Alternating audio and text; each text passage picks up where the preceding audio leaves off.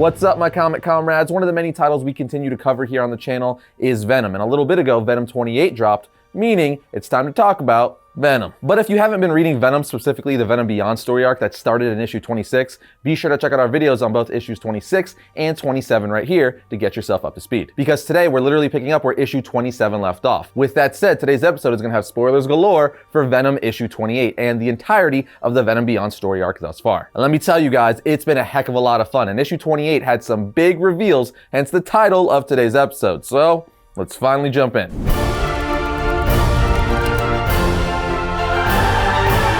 The issue starts off with us looking at Codex walking into some sort of lab where people are trapped inside of test tubes, with a caption saying he is the uncontested ruler of this world. Every city, every state, every corner of this planet lies in the palm of his hand. And day by day, his grip grows tighter. Then on the next page, we see a symbiote Dr. Octopus working on someone in the tube. Codex then says, "How are we coming along? Has this one been bonded?" Otto replies, "Not yet, Codex. The symbiote you chose for him seems oddly hesitant of him, as if it's examining him or studying him for some reason." Codex then says, well, kill it and start over if it doesn't get its act together soon. Can he speak? I want to know what all of this is about," as he looks at Virus's armor and tech, revealing to us that the man in the tube is Virus. But at this point in time, we still don't know who Virus's true identity is. But he's pleading with him saying, "Codex, please let me out. I'll do whatever you want." And Codex replies, "You'll do whatever I want, whether you want to or not." He continues to say, "Now this suit of yours, this virus armor, as I'm told, it's symbiote hunting technology, but it looks like it's been pilfered from an industrial graveyard. War machine components coupled together with augmented and ancient goblin technology." And Virus interrupts saying, "It was all I could afford, okay? I bought it off the Tinkerer and some black markets." Codex is like, "Interrupt me again and it'll be the last time you speak." He then tells him the Tinkerer has also been dead for some time. Same with Stark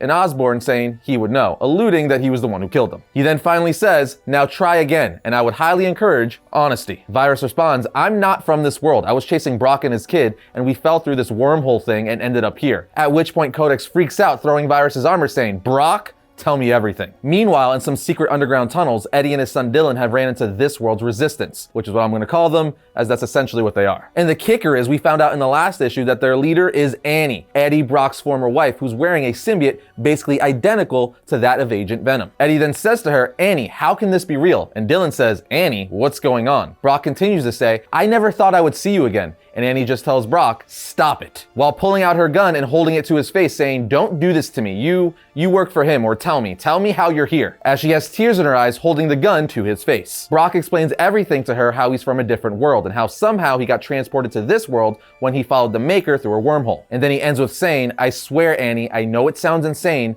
I'm just as confused as you are." She responds by saying, "Prove it. How did you get that symbiote?" And he tells her, "I was in a church, I had lost my job and you and everything, and I went there to kill myself." At which point Annie holsters her gun and says, "Damn it." And Eddie says, "Wait, what? Annie, what's wrong? I don't understand." She then starts crying harder, saying, "This is because of you." Eddie asks how, and Annie tells him, "On this world, on my world, when you went to that church, you pulled the trigger." And Eddie with a shocked face says, "What? No, I never meant to, Annie. I am so sorry. I can't imagine what you must have." And she interrupts saying, "No, you can't." She goes on to tell him that she almost lost her mind after his death and that she hated him for leaving her and hated his father for never being there for him. But most of all, she hated herself because she could never make Eddie believe how much she loved him. She goes on to say, "I was so lost and so confused and angry. I went into that church where you killed yourself, kneeling down crying next to where you did it, being so angry and mad at myself and your father for never being there for you, and that reporter, that Peter Parker idiot who drove you to do this. And then all of a sudden, something in the dark felt my anger and it came to me and bonded with me." Thus giving us She-Venom, which by the way, I always thought looked super cool. For those of you who didn't know, this isn't the only version of Annie to get the Venom symbiote. The main 616 Annie got the Venom symbiote. It's actually what drove her mad, leading to her death. Anyway, Eddie then tells her, "But I don't understand. Why does my symbiote not look like yours?" She then tells him, "As yours probably did, my symbiote almost immediately started spawning, preparing for something horrible coming. At least that's what our lead scientific officer thinks." She goes on to tell Eddie, "I was drafted into a shadow unit by our former president, Thompson,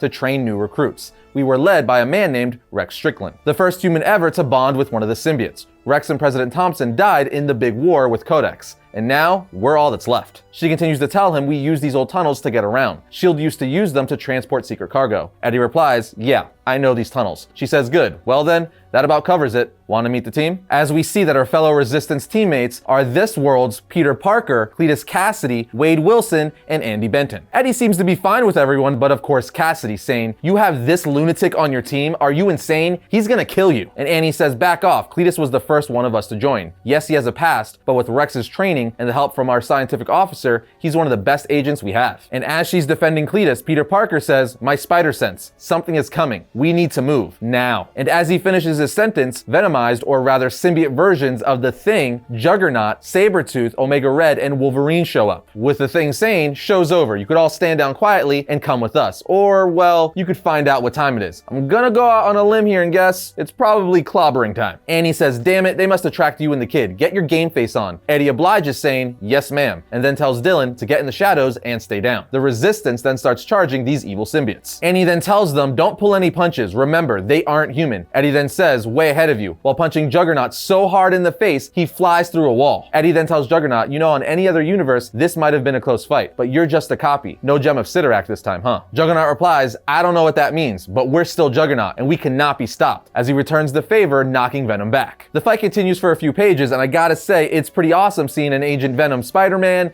Deadpool, and even Carnage fighting all these symbiotes disguised as other heroes and villains. Towards the end though, Deadpool opens his shirt and says, "Welcome to Plan X." The X stands for Splode, by the way, as we see a bunch of explosives strapped to his chest. Eddie then says, "Crap, everyone run, now." And Deadpool looks at the evil symbiote saying, "All right then, for everyone staying, let's go out on a joke. Knock knock." And this version of Thing responds, "Who the hell do you think you are?" Deadpool replies, "The only guy who's going to survive this." Cue laugh track as he sets off the explosives. Elsewhere, we see that Codex and the symbiote Dr. Octopus have successfully bonded the symbiote with Virus. Codex then says, "Release him." And while looking at Virus on the floor, Codex continues to say, "Very well then, you've been very cooperative. You have my gratitude for the information you've given me. Your name is Virus, yes? We'll need to change that, but it's a start." And as Virus is getting onto his feet, he says, "No, Eddie paralyzed me, took my legs. He ain't taking my name. From now on, you can call me Scorpion." As Codex replies, "Very well, Mr. Gargan. Now get back on your knees and swear your allegiance to me, and bring me Eddie Brock." That's right, friends. Virus is in fact Mac Gargan, which makes all the sense in the world because Mac Gargan is a former host for the Venom symbiote, and the last time Eddie saw him, he left Gargan paralyzed. So of course he wants revenge on Eddie. Gargan was actually one of my guesses. He wasn't my definitive guess, but it was between him and Flash Thompson. But I gotta say, I'm pleased with this reveal. Plus, he looks awesome as a symbiote Scorpion. Elsewhere, the Agent Venom Resistance, as I just dubbed them, make their way back to their base of operations where they introduce Eddie to this world's Reed Richards, who looks like a crazy skinny Santa Claus. Eddie, of course, introduces himself, at which point Reed goes, "And what's your name, son?" And he replies, Dylan Brock, sir." At this point, Reed Richards with crazy eyes says, "Dylan?" as the rest of the team looks shocked as well. Eddie then asks Annie, "Why is Reed freaking out?" And she asks him, "Is he your son? Don't lie to me. Is he yours?" Eddie says, "Yes. Now will you please tell me what's going on?" Annie just replies, "It's him. In our world, Dylan is Codex," as the last page of the comic shows us a huge image of Codex sitting down just staring and waiting. And that, my friends, is Venom issue 28. This issue, much like the entire series, was another awesome issue, and we got 3 massive reveals. We learned that this world's Resistance not only consists of Annie, Eddie's former wife, but also this world's Peter Parker, Cletus Cassidy, Wade Wilson, and Andy Benton. And then we get an even bigger reveal, finally learning that Virus is none other than Mac Gargan. And finally, the biggest reveal, that Codex is none other than an alternate older version of Eddie's son Dylan, which makes all the sense in the world because we know from the Absolute Carnage event, the Venom Island storyline, and this current Venom Beyond storyline that Dylan has some crazy powerful symbiote powers. So if led down the wrong path, he'll become Codex like he did on this world. There's a lot of crazy stuff happening in this title, and there's only 2 issues left for this story arc. But I have a feeling we're still going to have some crazy twists and turns within the next 2 issues. If you're a Venom fan, you need to be reading this Venom title. Not just the Venom Beyond story arc, all 28 issues of the series thus far. They've been fantastic. The series just brings me back to that 90s Venom where he was like at his peak. It's just so fun and action-packed. But most importantly, it has a lot of heart, and it's expanding upon and using a lot of things from Venom's mythos and storylines we love so much from the 90s. What I'm saying is you could definitely tell the creative team is a fan of the character. But as I say at the end of every episode, what do you guys think? What are your thoughts on the storyline and the reveals of Codex being Dylan and Virus being Mac Gargan? Let us know in the comments. And just like that, my comic comrades, that brings another episode of Variant to a close. But if you enjoyed today's video, be sure to check out this one right here. And if you like our channel, you like all our content, be sure to subscribe, like, and comment. It helps us out. But other than that, I'll see you guys next time when I talk about all things comics.